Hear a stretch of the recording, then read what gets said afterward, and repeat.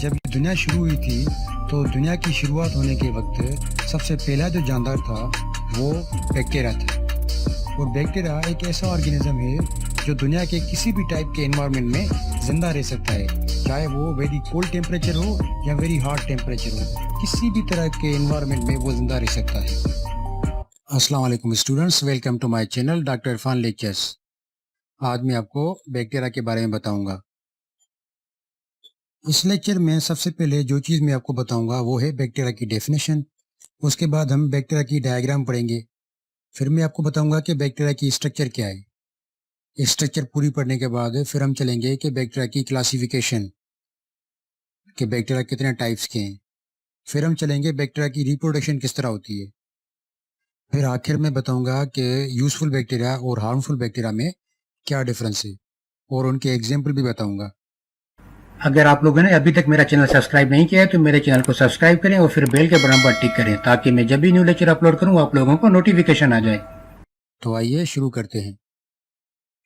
Students, क्या आप लोगों को पता है कि जब ये दुनिया शुरू हुई थी तो दुनिया की शुरुआत होने के वक्त सबसे पहला जो जानदार था वो बैक्टीरिया था। और बैक्टीरिया एक ऐसा ऑर्गेनिज्म है जो दुनिया के किसी भी टाइप के एनवायरनमेंट में जिंदा रह सकता है, चाहे वो वेरी कोल्ड टेम्परेचर हो या वेरी हॉट टेम्परेचर हो। किसी भी तरह के एनवायरनमेंट में वो जिंदा रह सकता है।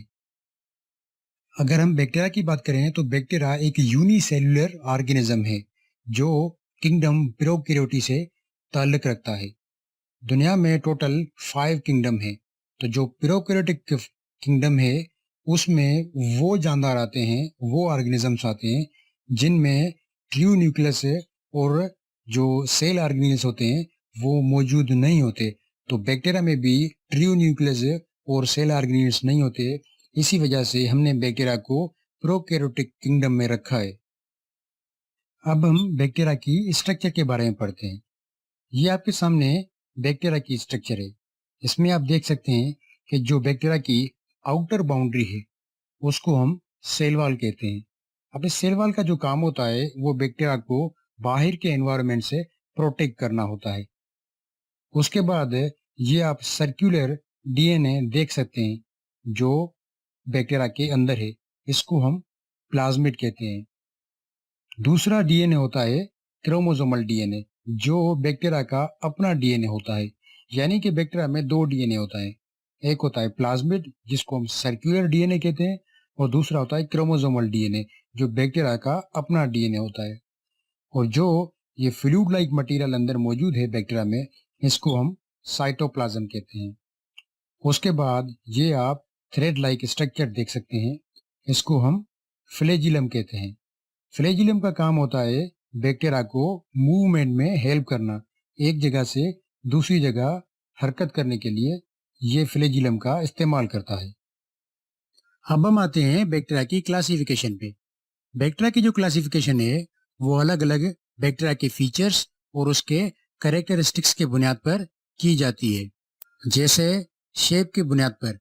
उसके बाद हम पढ़ेंगे कंपोजिशन ऑफ सेल वॉल के बेस पे बैक्टीरिया की क्लासिफिकेशन। फिर हम उसकी क्लासिफिकेशन पढ़ेंगे मोड ऑफ रेस्पिरेशन के हिसाब से। उसके बाद जो आखिरी क्लासिफिकेशन पढ़ेंगे बैक्टीरिया की on the basis of mode of nutrition. तो ये 4 जो हैं बैक्टीरिया की क्लासिफिकेशन की जाती है। सबसे पहली क्लासिफिकेशन पे आते हैं on the basis of shape. Shape के बेस पे जो बैक्टीरिया को हम क्लासिफाई करते हैं वो 4 कैटेगरी में उसको क्लासिफाई करते हैं। सबसे पहला कोकस, दूसरी बैसिलस, तीसरी स्पाइरेला, और चौथी जो होती है विब्रो। जो कोकस होती है उसमें क्या होता है, वो बैक्टीरिया जो स्फीयर शेप के होते हैं, सर्कुलर गोल, उसको हम कोकस कहेंगे। वो बैक्टीरिया जो रॉड शेप के होते हैं उनको हम बेसिलस कहेंगे। वो बैक्टीरिया जो स्पाइरल होंगे, स्पाइरल शेप के, उसको हम स्पाइरेला कहेंगे। जो आखिरी क्लासिफिकेशन है चौथी, उसको हम कहते हैं विब्रियो। ये वो बैक्टीरिया होते हैं जो कामा शेप होते हैं, उनको हम विब्रियो कहते हैं। अगर हम एग्जाम्पल की बात करें तो कोकस का एग्जाम्पल है स्ट्रेप्टोकोकस नमूनी, जो नमूनिया काज करता है। दूसरा है बेसिलस। इसके एग्जाम्पल की बात करें एस्चेरिचिया कोलाई, जिसको शॉर्ट में ई कोलाई भी कहते हैं। तीसरी जो कैटेगरी है इसकी, स्पायरेला, इसके एग्जाम्पल की बात करें तो स्पायरिलम वोल्यूटन्स। आखिरी जो कैटेगरी है क्लासिफिकेशन की वो है विब्रियो, जो कामा शेप होते हैं।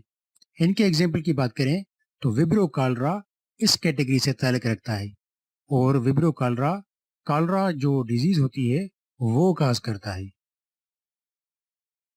अब आते हैं बैक्टीरिया की classification on the basis of composition of cell wall. तो सेल वॉल किस चीज की बनी है बैक्टीरिया की, उसके बुनियाद पर बैक्टीरिया की क्लासिफिकेशन की जाती है दो कैटेगरी में। सबसे पहली कैटेगरी कहते हैं पेप्टाइडोग्लाइकेन सेल वॉल। जो सेल वॉल पेप्टाइडोग्लाइकेन की बनी होती है उन बैक्टीरिया को हम पेप्टाइडोग्लाइकेन सेल वॉल कहते हैं। वो बैक्टीरिया जिनकी सेल वॉल लिपोपोलीसेक्राइड की बनी होती है उनको हम लिपोपोलीसेक्राइड सेल वॉल वाले बैक्टीरिया कहते हैं। अब हम इन दोनों कैटेगरी के एग्जाम्पल की बात करें, जो ग्राम पॉजिटिव बैक्टीरिया होते हैं वो पेप्टाइडोग्लाइकेन सेल वॉल में आते हैं। जो ग्राम नेगेटिव बैक्टीरिया होते हैं वो लिपोपोलीसेक्राइड सेल वॉल में आते हैं। अब आते हैं बैक्टीरिया की classification on the basis of mode of nutrition. Nutrition यानी कि वो अपना खाना जो है, खाने पीने का सामान जो है किस तरह वो अरेंज करते हैं। तो इसकी क्लासिफिकेशन दो कैटेगरी में डिवाइड की गई है। एक वो बैक्टीरिया होते हैं जिनको हम कहते हैं ऑटोट्रॉफिक बैक्टीरिया, और दूसरे होते हैं हेटरोट्रॉफिक बैक्टीरिया। जो ऑटोट्रॉफिक बैक्टीरिया होते हैं ये वो बैक्टीरिया होते हैं जो अपनी न्यूट्रिशन, अपना खाना खुद ही अरेंज कर सकते हैं। मतलब in the presence of sunlight या तो in the presence of chemicals. तो केमिकल्स की मौजूदगी में या फिर सनलाइट को यूज करके वो अपना खाना खुद ही प्रोड्यूस कर लेते हैं, तो उनको हम ऑटोट्रॉफिक बैक्टीरिया कहते हैं। दूसरे वो बैक्टीरिया होते हैं जो अपना खाना खुद नहीं बना पाते, दूसरों पर डिपेंड करते हैं, तो उनको हम हेटरोट्रॉफिक बैक्टीरिया कहते हैं।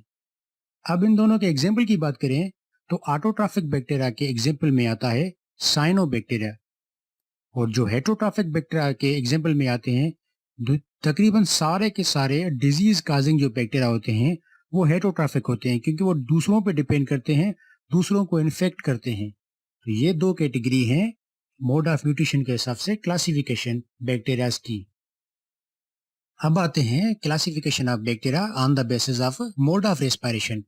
रेस्पिरेशन के मोड के हिसाब से बैक्टीरिया को हमने दो कैटेगरी में डिवाइड किया है। एक है एनारोबिक बैक्टीरिया और दूसरे हैं एरोबिक बैक्टीरिया। जो एनारोबिक बैक्टीरिया है वो दो वर्ड से बना है। एक है एन, एन यानी कि नो या फिर नेवर।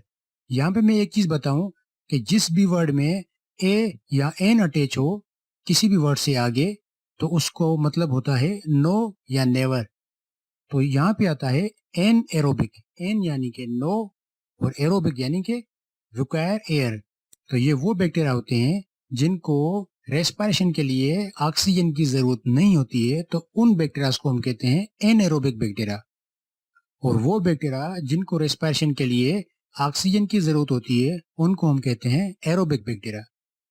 अब इन दोनों के एग्जाम्पल की बात करें तो एनारोबिक बैक्टीरिया का एग्जाम्पल है एक्टिनोमाइसीज। अब हम एरोबिक बैक्टीरिया के एग्जाम्पल की बात करें तो माइकोबैक्टीरियम जो है एरोबिक बैक्टीरिया में आता है। अब आते हैं यूजफुल बैक्टीरिया और हार्मफुल बैक्टीरिया के डिफरेंस के बीच में। तो मैं आपको ये बताऊं कि दुनिया के सारे जो बैक्टीरिया होते हैं वो जरूरी नहीं कि हार्मफुल हों। कुछ ऐसे बैक्टीरिया होते हैं जो हमारे लिए बेनिफिशियल होते हैं। उनके मैं एग्जाम्पल बताऊंगा और कौन कौन से बेनिफिट्स हम बैक्टीरिया से ले सकते हैं वो भी बताता हूं मैं। सबसे पहला जो बेनिफिट होता है बैक्टीरिया का में, कुछ ऐसे बैक्टीरिया होते हैं जो मिल्क को कर्ड में कन्वर्ट कर लेते हैं, तो ये यूजफुल बैक्टीरिया होते हैं और ऐसे बैक्टीरिया को कहते हैं लैक्टिक एसिड बैक्टीरिया। दूसरे वो बैक्टीरिया होते हैं जो हमारे फूड को फर्मेंट कर सकते हैं, जिसको हम फर्मेंटेशन के लिए यूज करते हैं। ऐसे बैक्टीरिया को हम कहते हैं स्ट्रेप्टोकोकस और bacillus bacteria fermentation of products में हेल्प करते हैं। तीसरे वो बैक्टीरिया होते हैं यूजफुल बैक्टीरिया में जो हमें डाइजेशन में हेल्प करते हैं और हमारी बॉडी का इम्यून सिस्टम को इम्प्रूव करने में हेल्प करते हैं। ऐसे बैक्टीरिया को हम एक्टिनोबैक्टीरिया, प्रोटियोबैक्टीरिया कहते हैं।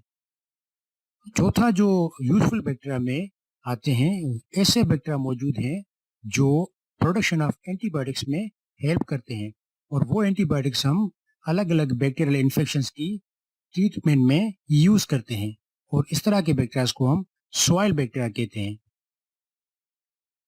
अब आते हैं हम हार्मफुल बैक्टीरिया पे। ये वो बैक्टीरिया होते हैं जो इंसानों में अलग अलग किस्म की बीमारियां काज करते हैं। उन बीमारियों को हम इन्फेक्शियस डिजीजेस कहते हैं। एग्जाम्पल के तौर पर मैं बताऊं, नमूनिया हो गया, ट्यूबरक्यूलोसिस, डिप्थेरिया, साइफिलिस और टूथ डिके। ये सारी वो डिजीज हैं जो बैक्टीरिया की वजह से होती हैं और उनका इलाज सिर्फ और सिर्फ एंटीबायोटिक्स लेना होता है। लेकिन अगर कोई चाहता है कि इनके बैक्टीरिया को हम खत्म कर सकें ताकि वो बैक्टीरिया हमें कोई भी डिजीज काज ना करे, तो अलग अलग ऐसे मेथड्स यूज होते हैं जिनको हम प्रिकॉशनरी मेथड्स कहते हैं। एग्जाम्पल के तौर पर स्टेरिलाइजेशन और डिसइंफेक्टिंग ऑफ एक्सपोज्ड सरफेसेस, या फिर इंस्ट्रूमेंट्स, टूल्स, हर वो चीजें जो हम यूज करते हैं उसको हम स्टेरिलाइज करें या फिर डिसइंफेक्ट करें ताकि उसमें मौजूद जो बैक्टीरिया हैं वो खत्म हो जाएं। जब वो खत्म हो जाएंगे, वो मर जाएंगे उस इंस्ट्रूमेंट से, उन टूल से मौजूद जो बैक्टीरिया होंगे तो वो डिजीज काज नहीं कर पाएंगे। उसके अलावा और भी मेथड्स हैं जैसे application of heat, disinfectants, ultraviolet radiation, pasteurization and boiling. ये भी मेथड यूज होते हैं बैक्टीरिया को डिसइंफेक्ट करने के लिए या फिर स्टेरिलाइजेशन के लिए। Thank you students. अगर आप मेरे दूसरे लेक्चर पढ़ना चाहते हैं, जैसे लंग्स के बारे में, किडनी के बारे में, लिवर के बारे में, ब्रेन के बारे में, आई के बारे में, तो आप मेरे चैनल पर जाएं और चैनल के अंदर आप मेरे दूसरी वीडियोस देखें। और अगर आपको मेरी वीडियो अच्छी लगे तो मेरी वीडियो को लाइक करें, शेयर करें अपने दोस्तों के साथ और चैनल को सब्सक्राइब करें। Thank you.